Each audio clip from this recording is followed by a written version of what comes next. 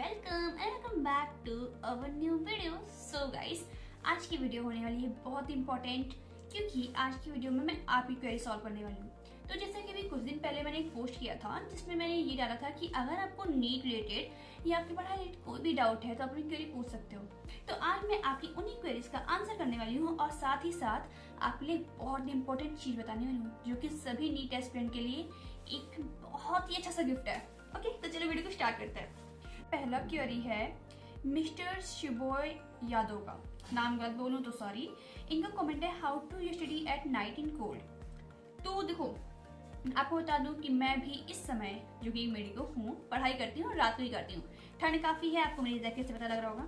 तो मैं ये तरीका आजमाती हूँ कि रात को अपने आप को अच्छे से कपड़े में लपेट के चलते हुए पढ़ाई करना, क्योंकि इस ठंड में अगर आप एक बार बेड पे आके पढ़ाई करते हो ना तो फिर आप पक्का सो जाने वाले होते हो। चलता है, पता है आपका फोकस भी बहुत अच्छा बनता है क्योंकि उस टाइम पे आपका दिमाग कंसंट्रेट होता है। ये मेरी पर्सनल थिंकिंग है, बट हाँ आप यूज करके देखना, आपको काफी यूजफुल हो जाएगी।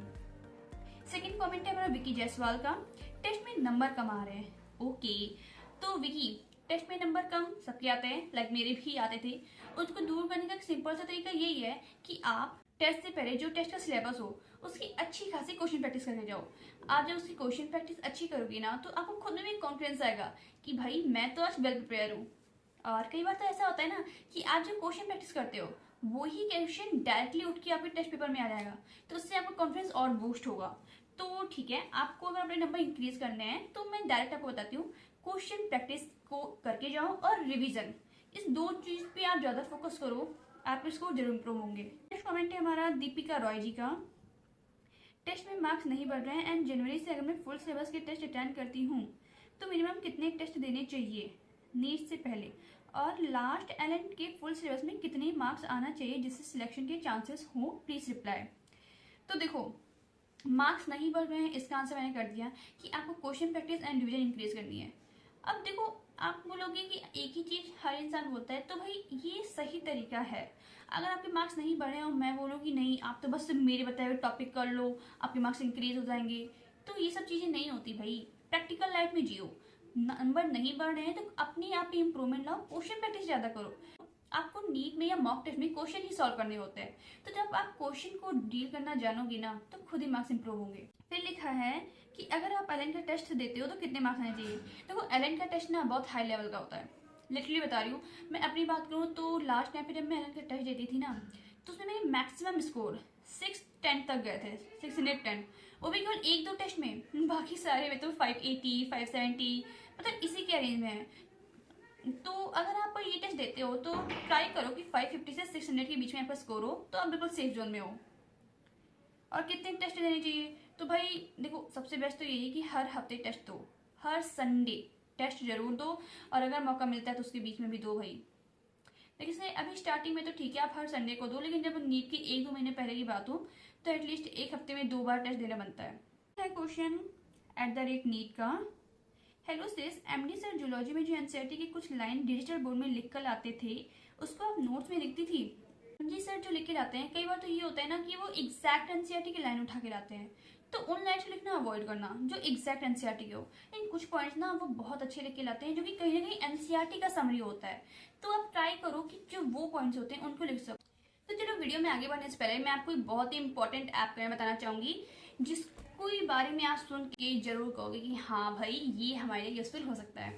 अब आप सोचोगे सर में ऐसा क्या जिसकी मैं इतनी तारीफ करूँ, तो चलो वीडियो को स्टार्ट बताती हूँ आपको कि मैं क्या बोलना चाह रही हूँ। तो हमारे पास एक ऐप अभी लॉन्च हुआ है जिसका नाम है नीट CWETN सपोर्ट गुरु प्रोग्राम। अब देखो, इस ऐप की पता है सबसे बड़ी खासियत क्या है। जैसे ऑनलाइन कोचिंग में मैक्सिमम क्या होता है कि हमारे पास स्टूडेंट बहुत ज्यादा होते हैं और टीचर किसी मेन स्टूडेंट पे या किसी एक दो स्टूडेंट पे फोकस नहीं कर पाते हैं। तो इसी प्रॉब्लम को दूर करने के लिए इस ऐप को बनाया गया है। लाइक अगर मैं आपको बता दूं कि ये जो ऐप है इस पे स्टूडेंट और टीचर का रेशियो 3:1 है। इसका मतलब समझ रहे हो, एक तरह से हर एक स्टूडेंट के पास एक पर्सनल ट्यूटर है। अब इससे ज्यादा बेनिफिशियल और क्या हो सकता है, क्योंकि ऑनलाइन कोचिंग में हम यही लैक कर जाते हैं कि कहीं ना कहीं हमें गाइडेंस की लैक हो जाती है, या फिर सर जो पढ़ा रहे हैं हमें उसमें कहीं ना कहीं डाउट आ जाता है, या फिर सर का एक स्पेशल कंसंट्रेशन हम पे नहीं हो पाता है। और हमारी इस ऐप में इस चीज को लेके बहुत ही अच्छे से काम किया गया है, ये चीज हमारे लिए बहुत ज्यादा बेनिफिशियल हो जाती है। उसके बाद इस ऐप में आपको टेस्ट सीरीज मिल जाएंगे, क्वेश्चन प्रैक्टिस के लिए क्वेश्चन मिल जाएंगे, उसके बाद अगर मैं बता दूं कि इसकी प्राइस भी बहुत ज़्यादा नहीं है, जो कि मिनिमम है हमारी 6000। लेकिन अगर आप मेरा कोड यूज़ करते हो, जो कि मैं डिस्क्रिप्शन बॉक्स में भी दे दूंगी, और जो कि है मुस्कान33, तो अगर आप इस कोड को यूज़ करते हो तो आपको इस ऐप पे, जैसा कि मैंने बताया कि इसकी प्राइस 6000 है, अगर आप मेरा कोड यूज़ करते हो तो वो आपको 4000 तक बढ़ सकती है। देख रहे हो, मतलब एक तो इतना अच्छा सा फीचर, उसके बाद इतनी कम प्राइस में, आई डोंट थिंक इससे बेटर कुछ हो सकता है। तो आप इस चीज़ को ट्राई कर सकते हो कि अपने कोड यूज़ करो। लेकिन हाँ, अगर आपको करना है तो जल्दी करना, क्योंकि अगर आप थोड़ा लेट करते हो और 4-5 स्टूडेंट ने भी इस चीज़ को डाउनलोड कर लिया, उसके बाद ये ऑफर चेंज हो सकता है। तो इसलिए बिना लेट किए जल्दी से डाउनलोड कर लेना। और हाँ, अगर आप चाहते हो कि हाँ ऐसे ही कुछ हमें ऑफलाइन मिल सके, तो यस, ये कोर्स हमारे ऑफलाइन में भी अवेलेबल है। जैसे मैंने आपको बताया कि ऑनलाइन में 6000 था, ऑफलाइन में इसकी प्राइस थोड़ा ज़्यादा हो जाती है, जो कि 9000 हो जाती है। मैंने बताया कि ऑनलाइन में भी आपको उसमें 3:1 का रेशियो था, ऑफलाइन में भी 3:1 का रेशियो होता है। तो ये सारी चीज़ें कहीं ना कहीं हमारी प्रिपरेशन में या आपकी प्रिपरेशन में बहुत ज़्यादा हेल्पफुल होंगी। पर्सनल ट्यूटर, हर कोई चाहता है कि हमें एक पर्सनल ट्यूटर हम भी ध्यान दे कि हमें पढ़ा सके, तो ये चीज़ आपके लिए बहुत ज़्यादा हेल्पफुल हो जाएगा। तो अगर आप कोई ऐप खरीदने वाले हो या कुछ भी ऐसा सोच रहे हो जिसके जरिए आप अपनी प्रिपरेशन को बूस्ट कर सको, तो आप इस ऐप को विजिट कर सकते हो, क्योंकि आपकी कन्वीनियंस के लिए ही इस ऐप को ऐसे डिजाइन किया गया है। हमारी नेक्स्ट क्वेरी है मास्टर राहुल की, जो कि है how to stop overthinking. देखो, ओवर थिंकिंग एक ऐसी चीज है ना जो हर किसी को होती है। तो अगर मैं अपनी पर्सनल बात करूं तो इस चीज से डील करने के लिए मैं ये ट्राई करती हूँ कि अपने आप को अपने काम की चीजों में व्यस्त रखो। जैसे अभी हम एक स्टूडेंट हैं, मेरे पास पढ़ाई का काम है, या फिर देखो मैं जो चीज़ बता रही हूँ ना, ये मुझे मेरे सर ने बताई थी, क्योंकि ये प्रॉब्लम सबको होती है और इससे डील करना भी काफ़ी इंपॉर्टेंट होता है, क्योंकि कई बार ये ओवर थिंकिंग प्रोसेस इतनी ज़्यादा हो जाती है कि हमारा बहुत ज़्यादा टाइम वेस्ट हो जाता है। तो इसका बेस्ट वे ये है कि आप जो काम कर रहे हो, आप उसमें खुद को इतना बिजी कर लो कि आप सोचो कि अब मैं इस चीज़ को बाद में सोचूंगा। लाइक ये अमित सर की फेवरेट लाइन है, जब भी आपके माइंड में ऐसा कुछ थिंकिंग है ना, तो आप कहना कि थॉट जब मेरे माइंड में आ रही है, मैं इस चीज को रात को सोचूंगा। तो मतलब ऐसे आप करके उस थॉट को भी टाइमिंग दो, लेकिन बाद में दो। आपको अपनी प्रायोरिटी फिक्स करनी होगी कि इस टाइम पे मुझे ये काम करना है, तो मुझे ये ही करना है। जब आप अपने आप को बिजी रखोगे, अपना शेड्यूल फिक्स रखोगे, अपनी प्रायोरिटीज को प्रायोरिटी दोगे, तो जाहिर सी बात है कि आप अच्छा कर पाओगे। नेक्स्ट क्वेश्चन है शिवम, सॉरी, इनका क्वेश्चन है कि बैकलॉग को वन शॉट की कवर किया जा सकता है क्या? हाँ जी, बिल्कुल। बैकलॉग अगर आपका है तो वन शॉट से क्लियर कर सकते हो, लेकिन उसकी कंडीशन सिर्फ यही है कि एटलीस्ट आप जिस चैप्टर को वन शॉट से कर रहे हो, आपको उसकी बेसिक क्लियर होनी चाहिए। नेक्स्ट क्वेश्चन है हमारा फैक्टर फैक्ट का, जो कि है कि ये अपना फुल सिलेबस टेस्ट कंप्लीट हो जाए, मतलब कि ये अपना टेस्ट सिलेबस कंप्लीट होने के बाद देना चाहती हैं। ओके, और क्या बिना टेस्ट नहीं देते सीधे chapter wise question answer PYQs कर लेते हैं, तो दोनों में से क्या बेस्ट है?